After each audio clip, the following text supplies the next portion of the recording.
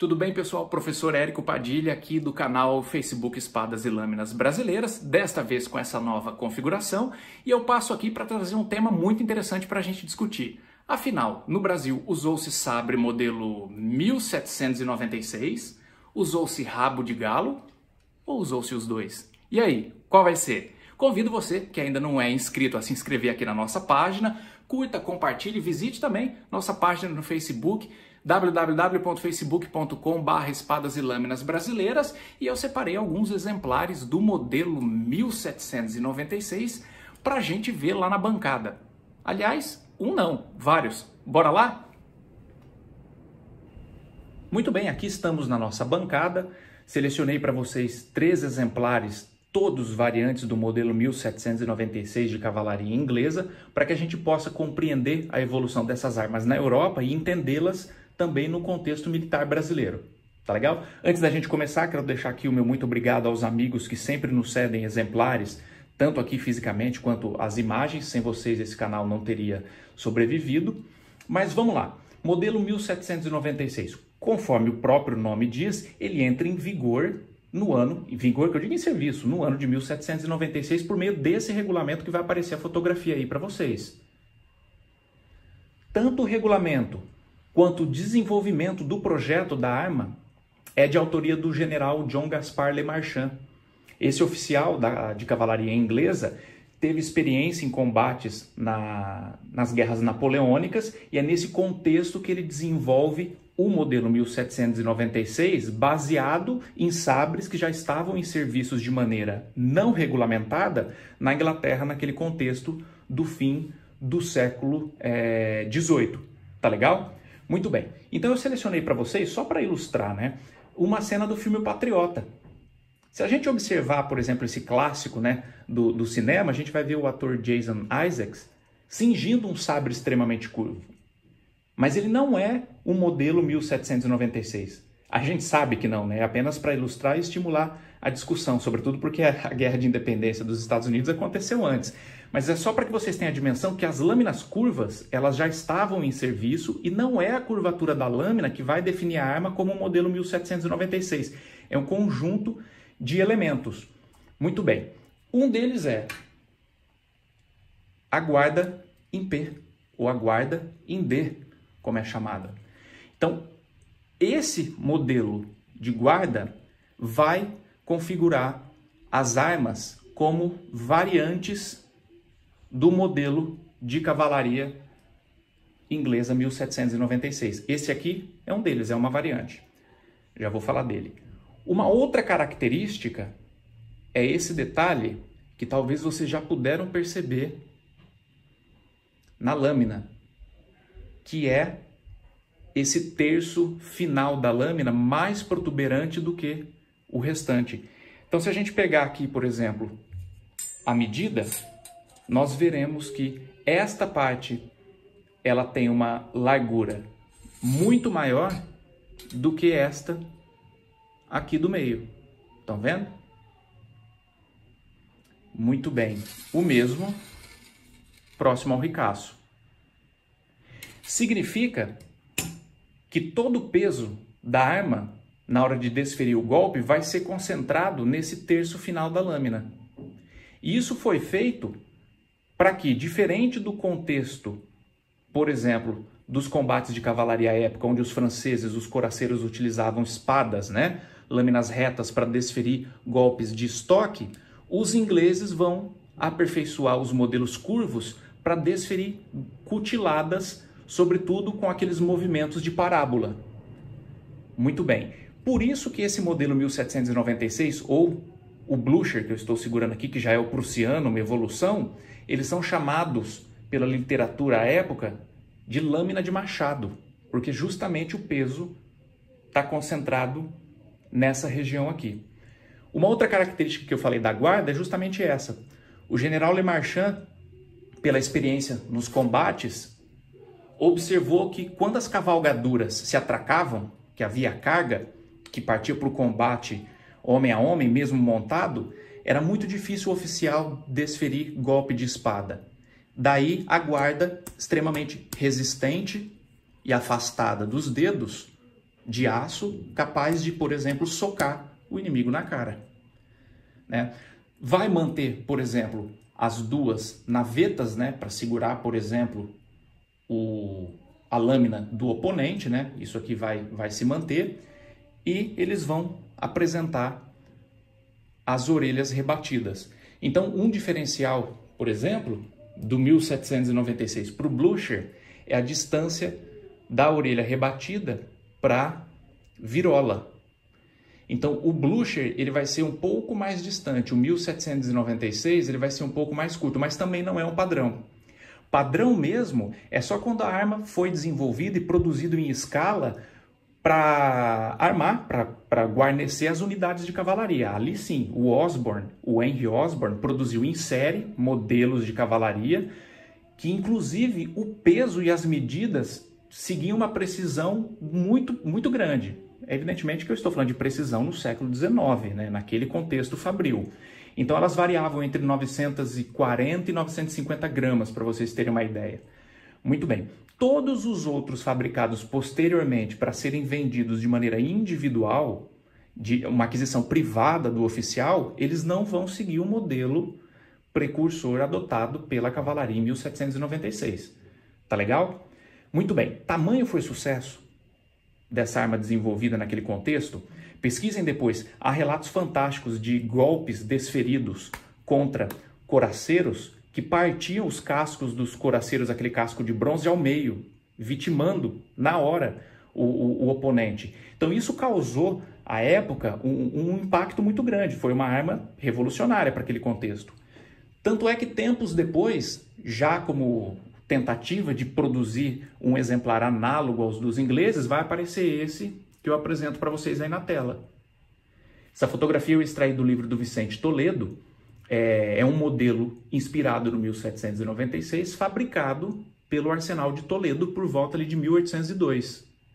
Então veja que entre o modelo desenvolvido pelo general Le Marchand e o surgimento desse, nós temos um recorte temporal muito curto. Na sequência vem uma produção em série também padronizada, adotada pelo exército prussiano. Tá certo? Então, produção enquanto arma regular, nós temos os ingleses e os prussianos. Entre o 1796 e o 1811, que é esse cara aqui, nós temos produções intermediárias, algumas inclusive de maneira regulamentar, que vão criar modelos variantes do de cavalaria para os oficiais de alguns países. A gente já vai falar. Então, para terminar, duas características que a gente vai encontrar no 1796 e no 1811 é essa robustez que eu estava mostrando para vocês. Então, são bainhas extremamente robustas, espessas, são lâminas extremamente parrudas, né? Aliás, essa é uma expressão interessante porque num dos fóruns eles estavam discutindo a principal diferença, e eu acabei nem falando para vocês, do 1796 para o 1811, é que o 1811 tem mais anabolizante. Então, essas bainhas, quando foram criadas, de aço, elas foram criadas para, por exemplo, absorver o impacto entre duas cavalgaduras, amassar e não segurar a lâmina presa dentro. Deixa eu mostrar aqui. Então, essa bainha tem um amassado significativo aqui, dois na verdade, vejam só. É uma peça de aço. E que mesmo assim não comprometeu o saque da arma. Então, quando eu digo para vocês que a quantidade de anabolizantes e esteroides é uma das características, veja só, esse Blucher, ele tem 1 metro de comprimento. É uma arma que pesa mais de 1 quilo. 1 quilo, 100 e poucas gramas. Viram só? Muito bem, que é completamente diferente, e aí a gente continua aqui na nossa análise, do modelo adotado pelo Exército de Portugal em 1806. Porque o Exército Português vai adotar de maneira regulamentar, essa é a fotografia do regulamento, está aparecendo aí para vocês, um modelo de sabre 1796 para os oficiais generais e brigadeiros, e também para os membros do Estado-Maior. Qual vai ser a diferença? É justamente essa que a gente vai contemplar na prancha que ilustra o decreto. Então veja, nós já temos um desenho que vai ilustrar o disposto no decreto. É a cabeça de águia. Então, o sabre 1796 com cabeça de águia vai ser destinado aos oficiais generais e brigadeiros. O regulamento diz: bainha dourada lisa com coroa de louros sobre a virola e cabeça de águia com gatilho. Vou pegar esse cara aqui. O gatilho é esse dispositivo para fixação do dedo indicador. Ah, mas por quê? Observaram que manteve o modelo de guarda em P com o acréscimo do gatilho, para justamente a arma poder ser utilizada em riste. Estão entendendo? Como é uma variante e a curvatura é muito menor, o modelo também permitiu o uso para estocar. Viram que interessante? Muito bem.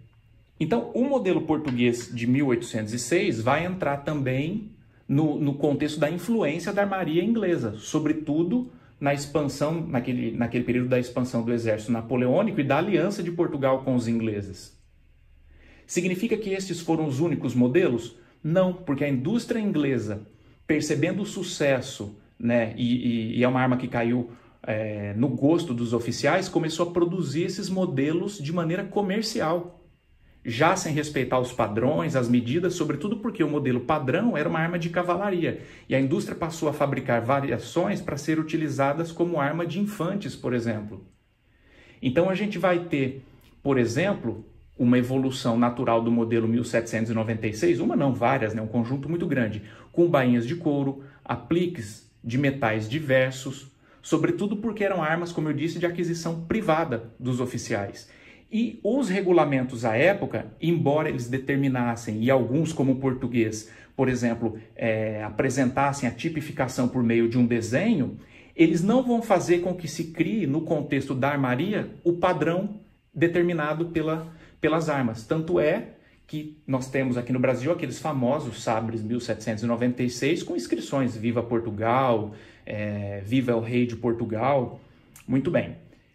E eu vou falar disso um pouquinho mais adiante, que vocês vão ver uma abordagem interessante.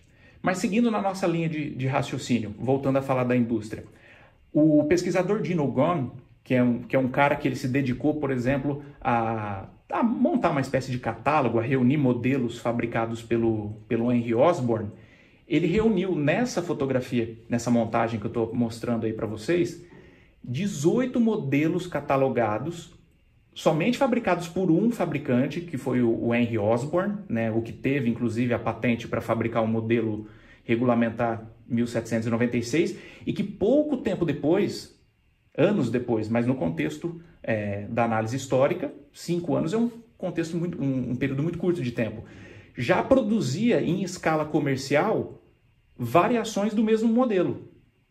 Então, quando eu digo para vocês que surgiram naquele contexto inúmeros modelos com uma variedade de metais, né, de bainhas, de modelos, é justamente para atender o mercado.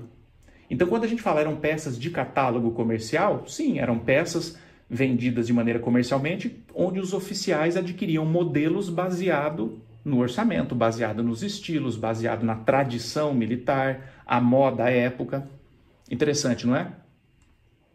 Seguindo adiante, falamos então do modelo precursor 1796, falamos de modelos não regulamentares e pontuais fabricados de maneira individual na Espanha, falamos do modelo português, mas se a gente imaginar uma variação desse mesmo modelo, a gente não precisa ir muito longe antes de chegar no Brasil. É só imaginar que os Estados Unidos adotou em 1812 uma variante muito semelhante a essa daqui. Aliás, foi por isso que eu coloquei esse cara aqui, que é o modelo 1812 utilizado na Guerra Hispano-Americana. Então, observe esse cara aqui. Ele apresenta um sistema híbrido, duplo de suspensão. Ele poderia ser carregado, suspenso pelo correame do cinto ou a tiracolo por meio de um talabar. Significa que a indústria, quando fabricou de maneira que ele pudesse contemplar o disposto no plano de uniformes de inúmeros países. Sobretudo porque, diferente do modelo 1812 que eu falei para vocês, esse aqui não vai apresentar nessa região aqui. Aqui nós temos uma decoração genérica. O modelo 1812, regulamentar norte-americano, vai apresentar o pluribus uno na lâmina. Estão vendo aqui? Mais ou menos nessa altura onde tem esse cinzelado. E aqui nós temos um desenho decorativo de troféus militares. Então, a indústria... Opa! Roscou aqui. Ciente do sucesso da arma, a indústria vai se dedicar a fabricar modelos variados com cabos de osso, cabo de marfim, cabo de madeira, viram só? Bainhas de couro com latão, bainhas de couro com prata, bainhas de couro com ferro, viram só? Muito bem, seguindo. Os Estados Unidos foi a única nação a adotá-los de maneira regulamentar? Não. Se a gente seguir um pouco mais adiante aí na evolução, em 1850, por exemplo, entra em vigor na Holanda uma variação do modelo 1796. Vejam essa fotografia, que é de um oficial holandês, é uma fotografia de 1890. Então a gente consegue contemplar, por exemplo, por meio da iconografia, modelos variantes do 1796 tardiamente, quase que na virada do século. No Brasil foi diferente? É evidente que não. Nós não somos uma nação desconexa do processo evolutivo da armaria. Muito pelo contrário, reflete-se aqui no cenário nacional o utilizado lá fora. Por isso que a gente vai ver no Brasil modelos como este aqui. Vejam só, é um modelo 1796 de ferro, uma peça robusta, de lâmina reta, fabricada para atender, talvez aqui a gente consiga um enquadramento, fabricada para atender a nossa monarquia. Estão vendo? Dom Pedro II, o brasão, o pequeno brasão de armas do Império, e logo acima uma coroa. O interessante dessa peça aqui é que, de repente, numa análise mais desconexa da realidade, né? A gente vê muita teoria rocambolesca, só que na mão de determinados colecionadores ia gerar aquelas teorias. Mas essa coroa sobre a coroa do Império é a coroa inglesa exercendo uma influência.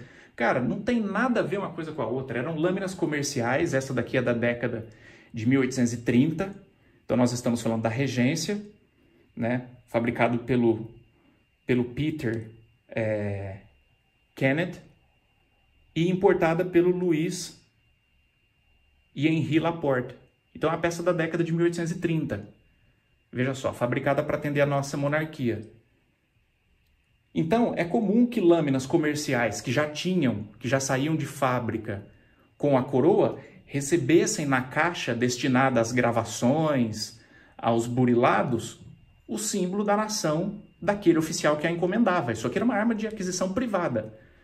Significa que a existência desse camarada aqui, vou deixar ele aqui, brasonado, fabricado para a nossa monarquia, extinguia a existência de outros análogos sem nenhuma alusão à monarquia brasileira? Não, e vai aparecer um outro aí acima na tela. O de cima, enviado também por um colecionador, tem a lâmina gravada, mas nenhum elemento que a vincule à nossa monarquia. Estão entendendo? Sobretudo por quê? Porque a legislação à época não exigia os símbolos imperiais na lâmina, mas nada impedia que o oficial assim a adquirisse. Estão entendendo? Então, uma via não exclui a outra. São armas que conviveram de maneira simultânea e foram utilizadas no Brasil. Tá legal? Seguindo na nossa linha de raciocínio, falando mais da nossa realidade brasileira, nós temos os sabres, modelos 1796 ou 1806, né? Como eu disse, um não excluiu o outro, utilizados no Brasil. Alguns fabricados para atender a monarquia portuguesa, Então comparem esse exemplo e aqui a gente começa a fazer uma outra reflexão. Esse que vocês estão vendo em tela, com o brasão português, foi fabricado pelo Osborne e Gambi. Significa que é uma arma fabricada pós 1808. Mas observe que em 1808 já existia o regulamento de 1806 português. Significa que mesmo com a força do regulamento, nada impedia que o oficial adquirisse uma arma de maneira privada e a decorasse da forma como ele bem entendia. Estão entendendo por que sabres 1796 como este que eu apresento na sequência? Esse foi leiloado recentemente em São Paulo. Inclusive a descrição falava com lâminas em acidado, e a gente sabe que isso não é acidado, né? Esse é um processo de buril. É uma lâmina 1796 que recebeu o cinzelado ou burilado para atender o gosto do oficial, mesmo sabendo que existia o regulamento. Então, o que eu quero que vocês entendam é, mesmo havendo a delimitação cronológica, o nascimento de uma legislação, o que vinha sendo usado antes não caiu de serviço, muito pelo contrário. Considerem que a legislação brasileira de 1823, que é o primeiro grande regulamento de uniformes que vai surgir pós-independência, ele vai promover alterações no uniforme do oficial, mas quanto às armas, ele não vai promover mudança alguma, elas serão absorvidas. A tradição é um dispositivo jurídico e que a legislação militar vai considerar. Então, expressões como ao gosto do oficial, semelhantes a usadas nos grandes exércitos, vão permear nossa legislação até meados de 1850. E aí eu volto com aqueles exemplares, né, para a gente concluir essa nossa reflexão, modelos que receberam gravações como Viva Portugal, Viva o Rei e por aí vai. Significa que com a independência eles caíram em desuso? Negativo. Muitas dessas armas tiveram essas inscrições acrescentadas, raspadas para continuar em serviço. Daí, por exemplo, a existência de modelos 1796 com guarnições em alpaca. Então, o que eu quero que vocês reflitam é, 1796 com guarnição em alpaca significa que essa arma foi adaptada ainda em uso, porque a alpaca só surgiu na década de 30. Interessante, não é? Ah, mas em 1830 esse modelo já tinha caído em desuso. Na verdade, não. Nós temos aqui uma peça da década de 1830. Estão entendendo? Considerem vocês que quando nós falamos desses modelos de armas, nós estamos falando de armas de defesa, inclusive. Muitos militares, quando davam baixa, utilizavam, sobretudo em regiões mais afastadas, pensem nos capitães de corpos de milícia, por exemplo, que exerciam funções militares e civis. Essas armas não tinham vínculos com a nação. Estão entendendo essa reflexão? Ah, significa que nenhuma teve? Não, não é isso. Significa que elas não teriam que ter, porque essa não era uma preocupação à época. O que a gente não pode fazer é utilizar critérios atuais do colecionador para querer aplicá-los no contexto histórico à época. Estão entendendo? Seguindo adiante, falando um pouquinho dos modelos 1796, é que a gente deu um salto já para o segundo reinado aqui, né? Mas se a gente considerar, porque eu citei as pranchas, né, os capitães de corpos de milícia, né, e por aí vai, nós temos as próprias gravuras do Debré, que essas sim são fontes primárias, ali de 1825 e depois 1830, da Imperial Guarda de Honra, utilizando sabres modelos 1796. Viram só? Significa que todos esses sabres foram fabricados para atender a nossa monarquia? Negativo. Muitos desses provavelmente estavam gravados ou brazonados com símbolos alusivos a Portugal. Porque assim foi forjada a nossa nação. Significa que esses oficiais não tinham sabres fabricados, encomendados para atender a nossa monarquia? Não é isso. Então, quando a gente vê exemplares como este que eu estou apresentando, é um modelo 1796 de aquisição privada, não é uma escala produtiva comercial industrial, que foi concebido com o brasão imperial brasileiro, gravado a ouro, aquele processo de aquecimento do ouro com o mercúrio e depois a coloração azulada por meio do banho de óleo. Naquele contexto, a mudança do regime não era um imperativo para que o oficial descartasse uma dessas armas. Isso eram itens caros. Então, essa tolerância, inclusive da legislação, era justamente para contemplar essa realidade. Tá legal? Seguindo um pouquinho adiante, falei dos corpos de milícias, né? Vou mostrar para vocês aqui duas gravuras também do Debré. Poxa, eu sou fã do Debré, né? Dos índios charruas. Observem vocês que os índios charruas aí foram representados segurando modelos 1796 com uma curvatura bem mais acentuada, que é o que nós chamamos aqui de rabo de galo. Então veja, são modelos semelhantes a este aqui, variantes do modelo 1796, porém com uma curvatura muito mais acentuada. Talvez aqui a gente consiga dimensionar essa curvatura. Se a gente pegar de uma extremidade à outra, nós temos aqui um vão de aproximadamente 10 centímetros.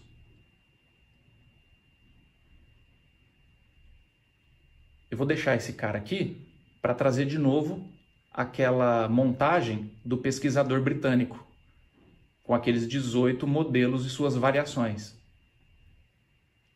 Viram só? Essas peças muito menores caíram no gosto dos oficiais, não só portugueses, como dos brasileiros. E aí, para compensar essa curvatura acentuada, a espiga tem uma inclinação aqui que chega a 12 graus, mais ou menos. Então, na hora de segurar, veja só, é que aqui não vai, a nossa câmera não vai contemplar o que eu quero que vocês entendam. Mas na hora de segurar a arma, a inclinação em relação ao punho reduz essa curvatura. Então, estes modelos, que nós chamamos de rabo de galo, não são modelos exclusivos adotados por oficiais luso-brasileiros ou aqui na colônia. Há inúmeros exércitos que também os adotaram. O interessante é a gente observar, se a gente pegar, por exemplo, a bibliografia, vai ter uma passagem fantástica do Osório no livro do Gustavo Barroso, O Centauro dos Pampas, década de 30 mais ou menos, que vai descrever aquela batalha de Sarandi. Nós estamos falando em 1825, batalha de Sarandi na Cisplatina, né, que o Osório, à época alferes, num combate, não me lembro muito bem a expressão, mas pesquisem depois, eu deixei a referência aí para vocês. Ele brada o rabo de galo, né? O rabo de galo a relampear sobre a cabeça, e aí diz que ele tem a espada em punho e a pistola pendurada pelo fiel. Então nós estamos falando desse tipo de arma. Será que elas eram brazonadas? Isso pouco importava, tá legal? Então vamos lá, bola para frente que a gente precisa concluir esse episódio. Na realidade brasileira, a gente falou da Imperial Guarda de Honra, né? Depois a gente falou dos modelos 1796, dos rabos de galo, né? Dos corpos de milícia, mas considerem vocês que mesmo havendo esses modelos, insisto, isso não fazia ou não era um impeditivo para que um oficial encomendasse a fabricação de um modelo único para ele. Então eram realidades que coexistiram. Se vocês observarem essa imagem que vai aparecer aí na tela, é evidente que trata-se de um sabre exótico. Comparem com esse rabo de galo, a curvatura. Mas que foi fabricado para atender a nossa monarquia, porque tem nele estampado o acrônimo Pedro I e o brasão. Este é um sabre que pertence ao CPOR do Rio de Janeiro. Então, essa imagem que aparece aí para vocês, que é um dos modelos, né, 1796 com cabeça de cachorro, né, uma espécie de um animal, de um dragão, foi inclusive publicado naquele museu Age of Revolution, criado em homenagem aos 200 anos da Batalha de Waterloo, como sendo uma arma de um oficial inglês que morreu anos antes da nossa independência. Então foi um erro deles e que nós, na época, publicamos, entramos em contato e eles estão em trâmite ainda para poder corrigir a publicação. Mas é só para vocês entenderem que, assim como estes, fabricados para atender a nossa monarquia, há outros que também foram adotados por oficiais justamente porque a força do regulamento não os determinava, não os impedia. Então, tem os modelos cabeça de CEP, que nós chamamos aqui de cabeça de dragão, ou desses animais mitológicos, produzidos em escala comercial e que alguns países o adotaram de maneira regulamentar. Então, temos o cabeça de CEP com o acrônimo GR, alusão a George Rex, na Inglaterra. Temos modelo cabeça de CEP de oficial do Exército Espanhol, veja só, modelo não regulamentar, mas adotado também diante da lacuna, né, dessa folga dos regulamentos. Temos os sabres de Marechal de Campo, né, que foram contemplados ali nos desenhos do Davi Carneiro, naquele fabuloso trabalho O Dragão na Heráldica Brasileira da década de 40. Estão vendo aí na imagem? Então nós temos um modelo cabeça de CEP, que o Davi Carneiro atribui como sabre de Marechal de Campo, utilizado no Brasil, ali no contexto também da cisplatina. Então imaginem a variedade, né, a gama de modelos empregados por oficiais naquele contexto. Então, se a gente comparar, por exemplo, esses dois que eu mostrei aí, vou colocar a imagem de novo. Nós temos o modelo do desenho do Davi Carneiro e do lado direito uma imagem de um sabre inglês fabricado de maneira comercial com a mesma cabeça do cabo, com esse animal mitológico. Nessa segunda montagem, veja só, também o estudo do Davi Carneiro com uma variante muito semelhante, sobretudo que na guarda em P tem essas folhas de carvalho, que era uma decoração atribuída a oficiais generais, só que com um cabo de madeira mais simples, bainha de ferro e o conjunto ali do cabo, capacete e guarda de latão. Então muita gente diz, né, não, as espadas, a bainha acompanhava o material da guarda. Gente, isso é folclore, é fantasia, né? Isso está sendo criado hoje em dia. Inclusive, se a gente for para os museus, eu coloquei o canal aqui no ar para a gente poder angariar o maior número possível de discussão e acrescentar. Mas se você deixar aqui a internet de lado e for para os museus, você vai ver que nas reservas técnicas, a quantidade de modelos 1796 que nós encontramos lá é muito grande. Mas aí também tem uma segunda lenda urbana que vem sido propagada, que é: quem me garante que essas peças foram usadas no Brasil? Porque um colecionador pode ter trazido as peças de fora. Poxa, se eu achar que isso faz sentido no contexto de uma análise séria, eu vou admitir que tinha mais colecionadores de espadas e sabres no século XIX do que tem hoje em dia.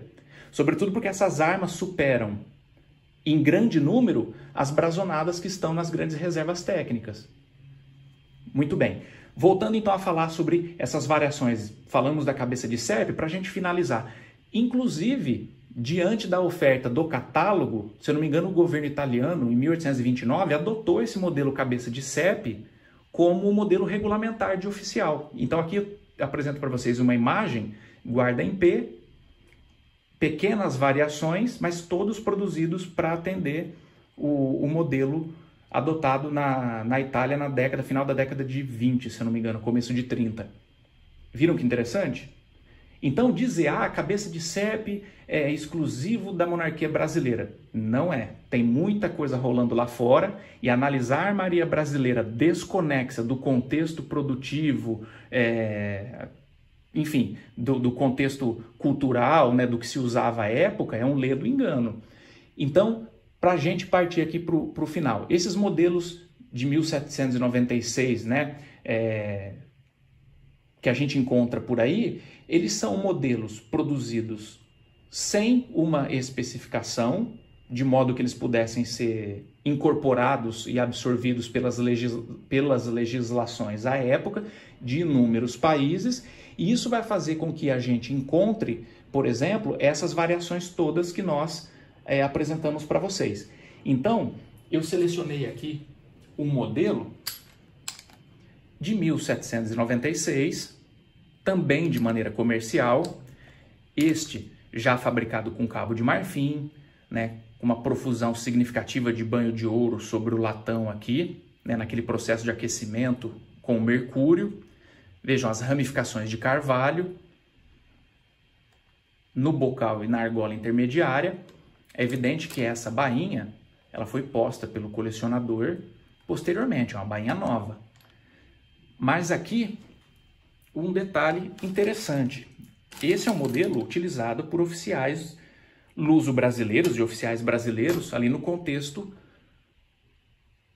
do período joanino e do primeiro reinado. Nós temos aqui uma lâmina cinzelada, que depois recebeu a cobertura aqui de ouro e o azulado. Aqui a gente consegue nessa caixa.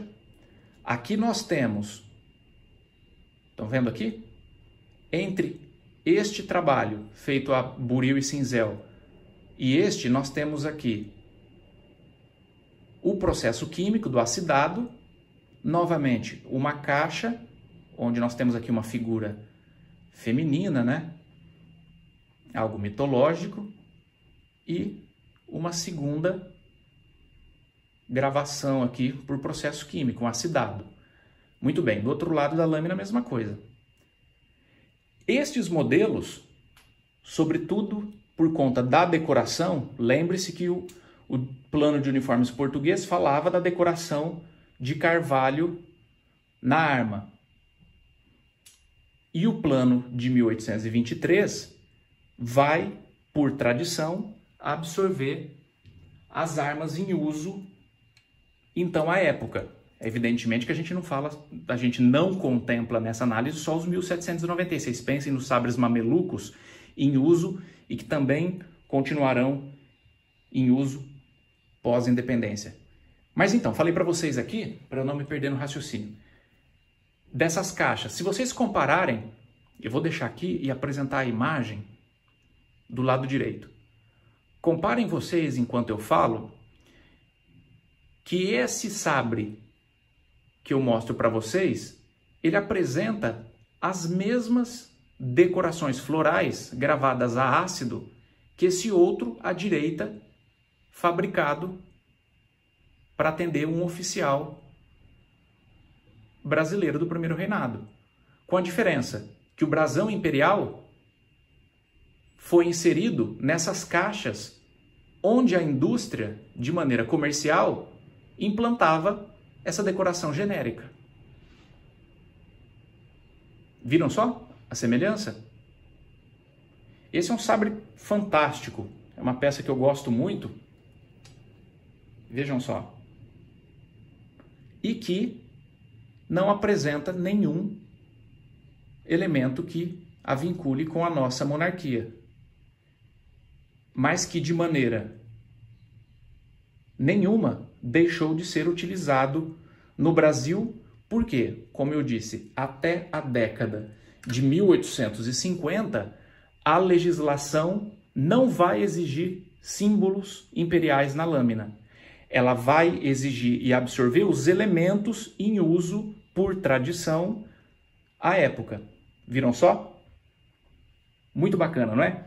Então, eu vou deixar esses caras aqui e apresentar uma outra imagem aqui para vocês, só para a gente ir consolidando essa evolução, né, e essas variações todas. Se a gente imaginar que no próprio contexto da fundação do nosso império, nós tivemos grandes conflitos, como, por exemplo, o já citado lá na Cisplatina, eu peguei uma iconografia que é um clássico, né, da iconografia uruguaia, que é o quadro do Manuel Blanes, O Juramento dos 33 Orientais. Esse quadro, ele é uma alusão, né, à batalha, ao juramento dos 33 orientais, né, da Cisplatina, da independência ali do Uruguai, e que foi pintado na década de 1870, né, uma alusão à independência lá de 1825. Então, observe a quantidade de sabres 1796 que o pintor contemplou na pintura, sendo cingidos aí pelos gaúchos. E se a gente pegar, por exemplo, essa imagem que é do rascunho do estudo da obra, que foi leiloada no Uruguai recentemente, vejam a riqueza de detalhe. Então, continuando na mesma linha de raciocínio, será que as lâminas desses sabres estavam brasonadas com esse, com aquele ou com aquele outro elemento, brasão? Não, porque isso pouco importava à época. Pois bem, Voltando então, saindo do caso, a gente só está trazendo esses elementos para a gente traçar aqui esse leque de opções. Voltando para a realidade brasileira, se a gente imaginar a década de 1850, veja que em 1850 os modelos curvos 1796 no Brasil já estavam em desuso, sobretudo em função da influência da armaria estrangeira na armaria brasileira. Mas pense na campanha de Rosas e Uribe, ali da década de 50, a quantidade de alemães prussianos que foram contratados em Hamburgo, por exemplo, para formar a Legião Brumer. Se não me engano, foram quase 1.800 soldados prussianos, veteranos inclusive, divididos entre artilheiros, sapadores, infantes, e que vieram para o Brasil em 10 contingentes diferentes. Tanto é que, para quem gosta do assunto, pesquisem depois. Em setembro de 1850, vai ser aprovada a legislação que vai dizer que o tempo de serviço, né, o soldo, começa a ser pago a partir do momento do embarque. E aí, referências, inclusive acadêmicas, esparsas, nos dão conta que, diante desse decreto aprovado, que foi justamente estimulou a adesão, né, desses mercenários, que muitos deles embarcaram com os antigos uniformes e com as ferramentas de trabalho. Que tipo de ferramenta de trabalho a gente está falando? Disso aqui, ó. Modelo prussiano, 1811. Entenderam? Então, analisar a espada como objeto único e descolado do contexto é uma análise que fica naquele estilo Legião Urbana, né? A gente acaba falando demais para não ter nada a dizer. Diferente de compreender isso aqui como reflexo de um contexto. Então, seguindo nessa mesma linha de raciocínio, saltando, por exemplo, para, sei lá, 2 décadas posterior, ali no contexto da Guerra do Paraguai, nós tivemos na Guerra do Paraguai um batalhão de voluntários da pátria, o batalhão número 33, apelidado de bateria alemã, que inclusive muitos eram filhos descendentes dos legionários Brumers, vindos anteriormente naquele contexto da guerra contra Oribes, né, e Rosas, e que formaram essa unidade de voluntários. Tanto é, utilizando uma segunda iconografia, né, que nós temos aí o quadro do Pedro Américo, da Batalha do Avaí, 1877, ou seja, foi pintado na década pós-Guerra do Paraguai, onde a gente vê um soldado cingindo um modelo 1796, ou Blücher, não dá para saber. Estão vendo aí? Comparativo? Fato é, estas armas, muitas delas inclusive, que eu mencionei nas reservas técnicas, pertenceram a coleções dos grandes pintores, né? Daí a carga de realidade, né? Elas serem muito fidedignas nas pinturas. Então, estas armas, naquele contexto, mesmo sendo obsoletas, foram empregadas na Guerra do Paraguai, não só por brasileiros como paraguaios. Nós temos, inclusive, os contratos emergenciais feitos por intermediadores que vão trazer como arma de tropa uma quantidade muito significativa de sabres já obsoletos na Europa para ser distribuído para a tropa no Brasil. Muito bem, amigos, chegamos ao término de mais um episódio. Eu espero que vocês tenham gostado do tema de hoje e é sempre bom a gente lembrar que a perspectiva deste canal sobre estes objetos, sobre estas armas, é uma perspectiva que se pautua pela análise histórica, não é isso? Sobretudo porque nós sabemos que estas armas refletem um período, um contexto, uma época, um regime, e são reflexos de inúmeras outras influências, não é isso? Então consideremos, se nem a legislação brasileira exigia determinados elementos, seremos nós, colecionadores, hoje em dia, que o exigiremos lá no passado? É evidente que não. Isso, além de não fazer sentido nenhum, seria um anacronismo sem tamanho. E é sempre bom lembrar, por que não, os próprios envolvidos na forja, na criação dessa nação, não cingiam armas brazonadas, não é? Então, muito obrigado, nos encontramos no próximo episódio.